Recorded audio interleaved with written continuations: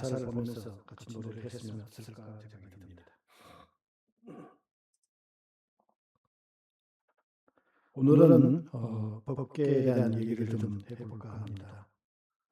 성전과 관련해서 우리들이 많이 관심을 많이 가지고 있어서 이제 법계에 관한 얘기를 하고, 또 다음번에는 제가 성전에 관한 얘기도 좀 해보려고 합니다.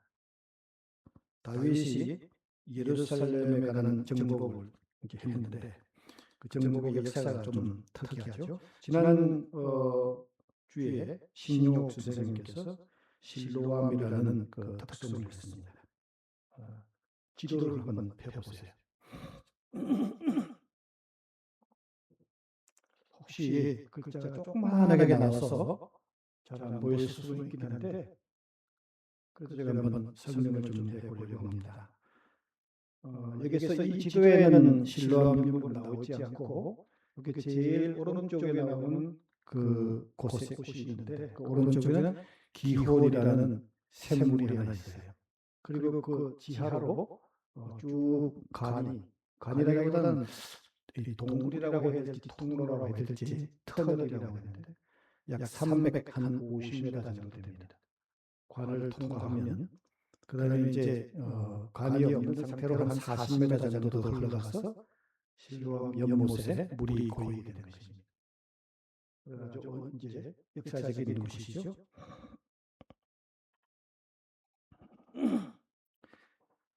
이 실로암 터널은 예루살렘을 정복하는 사건과 관련해서 이 터널이 굉장히 중요한 역할을 했습니다.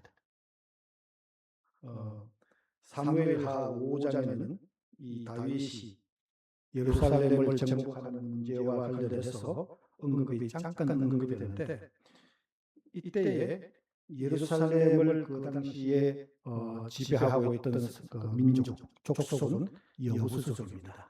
여부수족이 예루살렘은 지형적으로 천연적인 요새지입니다. 쉽게 사람들이 접근하기 어려운 곳이죠.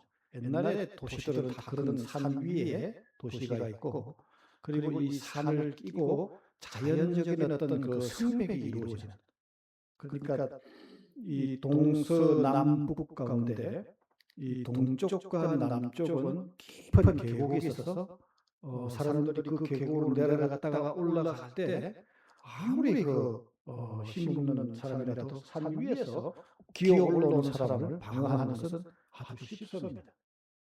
그리고 지금 이 지도상으로는 이쪽 편이 동쪽 편이고 남쪽은 지금 현재 보이지는 않습니다만, 근데 밑으로 골짜기를 깊이 내려갔다가 올라가니까 경비하기가 쉽고, 그 다음에 남쪽에서부터 돌아서 그 북쪽까지는 아주 험악한 산악지대입니다.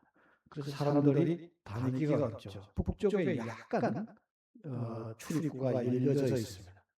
그런데 거기다가 완벽하게 견고한 성문을 잘 쌓아놨습니다.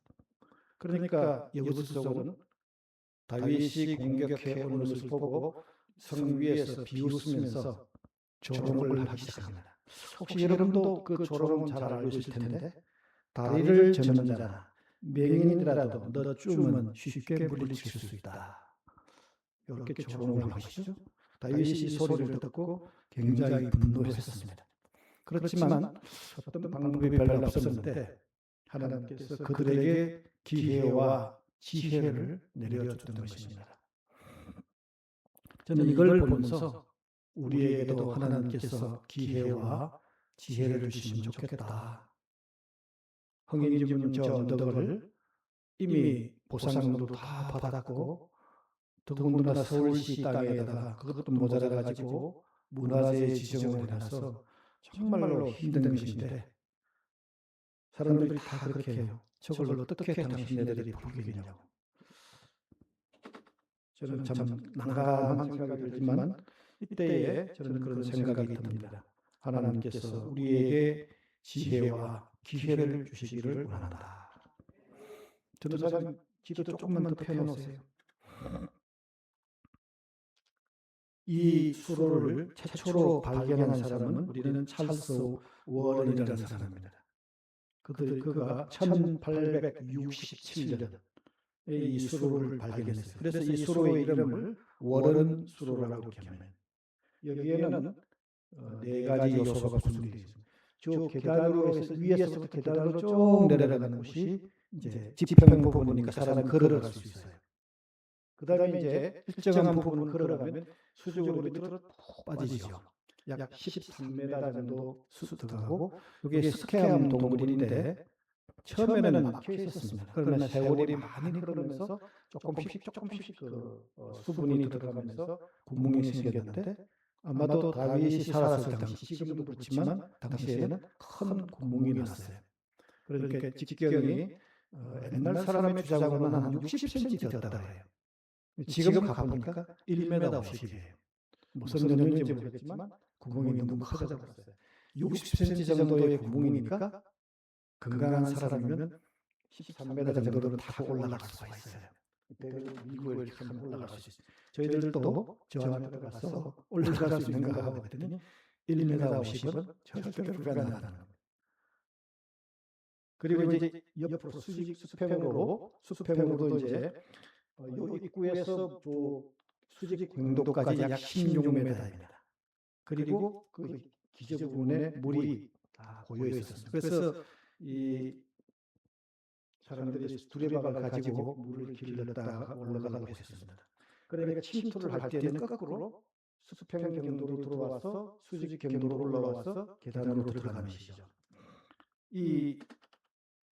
그러니까 미끌미끌하기도 하고 단 한 번도 이 터널 안으로 사람이 들어가지 않았고 더더군다나 여기에 사람이 들어온다는 것을 상상도 하지 않았어요. 그런데 이것을 요압이 발견하고 다윗의 장수죠. 발견하고 한번 시도를 해보자고 한 것입니다. 그래서 그 안으로 들어가 보니까 됐던 것 같고 실제로 그런 사람들이 오르내릴 수 있나 없나 이것을 워런의 조교 비틀스라는 사람이 맨몸으로 한번 시도를 해봤어요. 해보니까 13m 능이 싹 올라갔었어요. 지금은 안 되지만 옛날에는 가능했었어요. 지금 60에서 아마 크게는 80, 60대니까 그 정도 사람들이 팔을 밀면서 이렇게 하면 올라갈 수 있었던 것 같아요. 특별한 장비 없이 출입을 했고 그런데 만약에 여고수 속이 조금만 신중했다면 저 수로 입구에 위에 구멍 바로 위에 구멍에 딱 경비병을 한 명을 두었다면 절대로 가능하지 않았을 것 같아요. 그런데 경비병 주는 대신에 전람말이나 맹인도 너까지껏 물릴 수 있다. 그런 그 오만한 생각이 그냥 무방비 상태로 들었어요. 그래서 병사들이 소수의 병사가 올라가서 그 다음에 성문으로 가서 성문을 여는 것이죠. 그래서 성문의 열쇠이 다 들어오는 것입니다. 그때에 한 사람이라도 그 자리를 지켰더라면 하는 생각이 들죠. 지키지 않았으니까 역사가 바뀌었습니다. 이런 기회가 우리 동대문 교회도 한번 주어지기를 하는 생각이 듭니다. 저는 늘 기도하면서 반드시 저 흥인지문 언덕은 성지가 될 수 있다 하는 생각이 들고 늘 기도하면서 그 길을 하나님께서 기회를 주실 것이다 생각합니다. 다윗이 여부속 예루살렘을 정복하고 예루살렘을 수도로 정하면서 예루살렘이 하나님이 보호하는 신의 도성이 되기를 꿈꾸었습니다. 천년 요새입니다. 성문만 딱 지키고 있으면 그 나중에 저 수로는 외국 군대가 침략해 왔을 때 입구를 완전히 봉쇄해버렸습니다. 묻어버렸습니다. 사람들이 들어올 수 없게 묻어서 출입이 안 되게끔 만들었죠. 그런데 예루살렘은 하나님께서 그 시온 언덕 위에 계셔가지고 그것을 통치하시면서 예루살렘도 지켜주고 이스라엘도 지켜주고 온 세계도 지켜주기를 간절히 원하는 것이 다윗이 이 성을 정복하면서 그때부터 생겨난 것이에요. 저희들도 다시 저 흥인지문 언덕을 성지로 지정하고 회복이 되면 그곳에 하나님께서 찾아가셔서 동대문 교회를 지켜주고 서울을 지켜주고 온 세계를 통치하시면서 지켜주기를 저는 기도합니다. 정말 난공불락의 이 도성이 이스라엘이 영원히 망하지 않게 해달라고 기도하는 것이죠. 이 사건과 관련해서 그 시온 언덕 위에 성전을 다윗은 짓고 싶어 했어요. 북쪽 그 언덕이죠. 성전을 짓고 싶었습니다. 그러나 하나님께서 허락하지 않았습니다. 물론 그의 아들 솔로몬이 이제 성전을 짓는데 다만 다윗에게는 북왕국에 있던 지금은 지금 적들에게 뺏겨버린 이 법궤만 옮겨오는 그것을 이제 허락했습니다. 근데 법궤를 옮겨오는 과정이 복잡하지만 오늘은 두 에피소드만 소개합니다. 하나는 우사의 죽음, 또 하나는 그의 아내 미갈과의 대화 얘기입니다. 법궤를 운송할 때 이 운송의 책임자는 아비나답의 아들 아효와 우사라는 자였습니다. 아효는 법궤를 실은 수레 앞에서 끌고 가고 우사는 수레 뒤를 따라가면서 수레가 위에 안전하게 가고 또 법궤도 안전하게 오도록 했습니다. 그런데 수레가 잘 가다가 나곤의 타작마닥이라는 그 지역 위에 왔을 때에 갑자기 소들이 날뛰기 시작합니다. 그러니까 법궤가 수레에서 떨어질 것 같은 생각이 들었습니다. 그러자 우사는 안 돼! 하면서 법궤를 수레에서 떨어지지 못하게 손으로 꽉 잡았습니다. 그러자 하나님께서 화가 굉장히 많이 났습니다. 그래서 우사를 쳐가지고 우사가 그 자리에서 적살을 했습니다. 우사가 갑자기 거기서 죽게 되자 다윗은 두려움에 사로잡힌 것입니다. 여기에서 한 가지 의문이 있습니다. 대체 우사가 무슨 잘못을 했는가 하는 것입니다. 무슨 잘못을 했길래 그 자리에서 그냥 적살을 했을까? 여러 주석자들이 여러 해석이 내놨는데 다 이런저런 것들 속에 가장 분명한 것이 하나 있습니다. 분명한 것은 오직 한 가지인데 여호와께서는 자신이 머물 수 있는 장소를 자기 뜻대로 선정하고 싶었습니다. 그래서 그 소도를 날뛰게 예루살렘으로 가는 이 수레는 원치 않는다는 생각에서 소도를 날뛰게 만들었습니다. 그러자 수레가 예루살렘에 가는 것을 막으려고 했는데 우사는 아무 생각 없이 그만 조용히 우리가 안치하는 곳으로 가기만 하면 돼 하는 생각으로 몰고 가려고 했던 것입니다. 그래서 하나님의 자유가 침범을 당하자 분노한 하나님은 그를 쳐서 죽였습니다. 하나님의 뜻을 배려하지 않고 인간의 뜻을 우선적으로 생각하는 그들에게 경고를 하는 것입니다. 저희는 그런 생각을 합니다. 동대문 교회가 예배 터전이 없어지고 또 새로운 터전이 마련된다고 했는데 이 모든 가정들을 위해 우선적으로 우리는 하나님의 뜻을 생각하고 배려해야만 한다. 하나님의 뜻이 대체 무엇일까? 우리들 생각에는 그냥 가만히 계셔서 우리가 인도하는 대로 따라가면 되는데 왜 날뛰는가? 그렇게 생각하지 않았으면 좋겠습니다. 우리도 우사와 같은 우를 범하지 않았으면 좋겠다.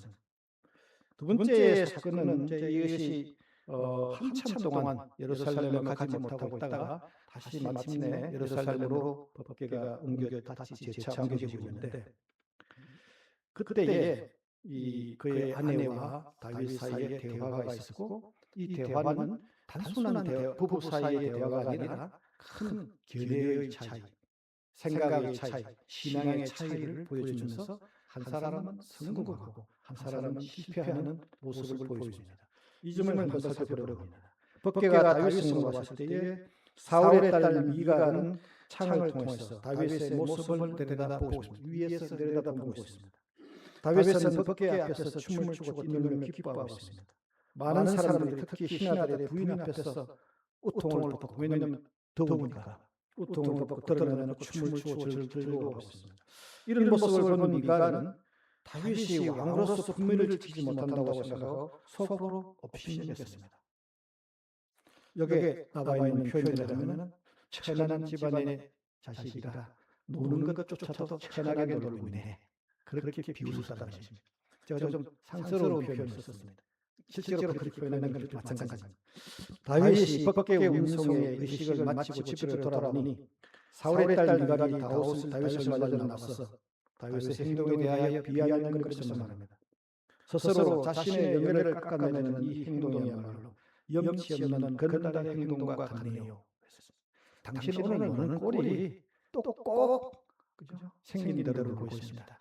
천하고 건달처럼 이렇게 놀고 있다는 것입니다. 이러한 미갈의 비난에 대하여 다윗은 분노하지 않고 찬찬하게 답을 해줍니다. 자신의 행동은 여호와 앞에서 한 것이라는 점을 말합니다. 그래서 여호와 앞에서 춤추고 즐거워했다고 말합니다. 또한 자신의 태도는 하나님 앞에서 겸손하게 한 것이다. 그래서 그는 스스로 낮아졌고 또 필요하다면 이보다 더 훨씬 더 자신을 낮출 수 있다고 말했습니다. 그러는 하나님 앞에 스스로 낮아지면서 하나님은 겸손한 자를 많은 사람들 앞에서 또 특히 미갈이 말하는 그 신하들 부인 앞에서 높은 자리로 올려놓았다 했습니다. 이렇게 낮아지니 자신을 올려줬다는 것입니다. 거기다가 붙여서 말합니다. 당신의 아버지를 내리고 나를 주권자로 세운 것이 바로 이 하나님의 뜻이다.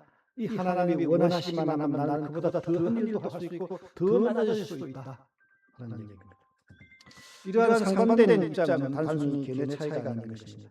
가나안 사람의 의식과 이스라엘 사람의 의식 차이입니다. 가나안 사람들은 종교라는 것은 왕의 통치를 지지해주는 보조 기구로 생각했습니다. 그러니까 가나안 종교에서는 신앙이나 또 하나님의 말씀에 하여 그 사회가 바뀌는 게 아니라 그 사회에 국왕이 원하기만 하면 종교의 내용이 바뀐다는 것입니다.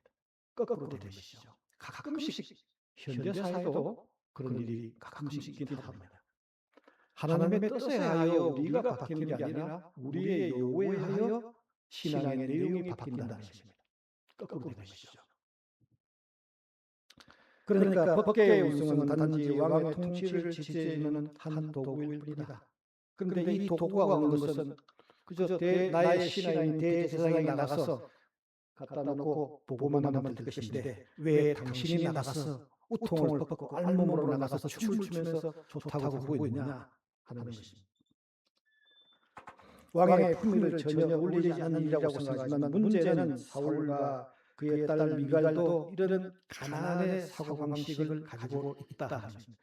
남편에게 그렇게 조롱을 하는 걸 보면 그들도 그런 생각을 가지고 있다 하는 것입니다. 제가 찬송을 한번 하고 그 다음에 계속하도록 하겠습니다.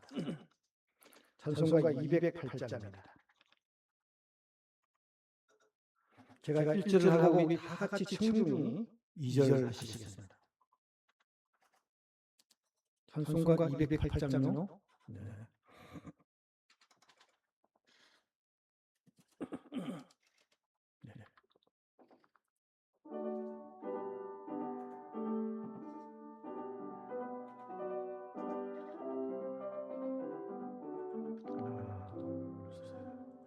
내 소의 나라와 주 계신 성전과 피 흘려 사신 교회를 널 사랑합니다. 2절 다 같이.